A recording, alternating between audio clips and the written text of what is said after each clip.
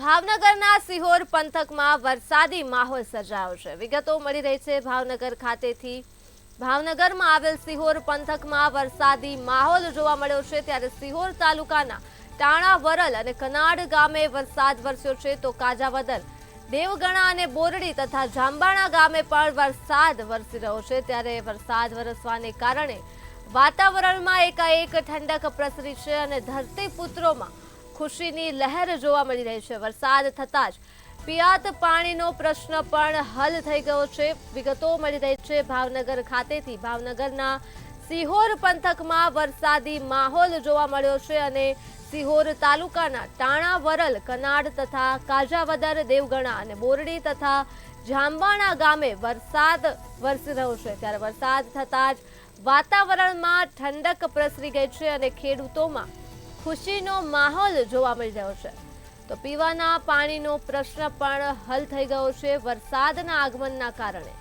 ભાવનગરથી વિગતો મળી રહી છે। વરસાદને લઈને સિહોર પંથકમાં વરસાદી માહોલ જોવા મળ્યો છે। ત્યારે સિહોર તાલુકાના ટાણા વરલ અને કનાડ ગામ, તો આ સાથે જ કાજાવદર, દેવગણા અને બોરડી તથા જાંબાણા ગામ પર વરસાદ વરસી રહ્યો છે। તો વરસાદ થતાની સાથે જ વાતાવરણમાં ઠંડક પ્રસરી ગઈ છે અને ખેડૂતોમાં ખુશીનો માહોલ જોવા મળી રહ્યો છે। તો આ મુદ્દે જ આપણી સાથે સંવાદદાતા આશિષ ફોન લાઈન પર જોડાઈ ચૂક્યા છે।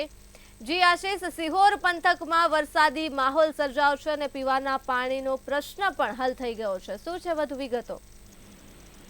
જી, ચોક્કસથી વાત કરવામાં આવે તો અષાઢ મહિનો બેઠો છે અને 2 દિવસથી વરસાદનો વિરામ હતો। તો આજે સવારથી જ સિહોર તેમજ સિહોરના ગ્રામ્ય પંથકમાં વરસાદી માહોલ જોવા મળ્યો છે। જેમાં સિહોર તાલુકાના ટાણા વરલ, કનાડ, કાજાવદર ગામે વરસાદી માહોલ જોવા મળ્યો છે। વરસાદ થતા એકદમ ઠંડક પ્રસરી ગઈ છે। ખેડૂતોમાં પણ ખુશીનો માહોલ જોવા મળ્યો છે। જી આશિષ, તમામ વિગતો બદલ આભાર।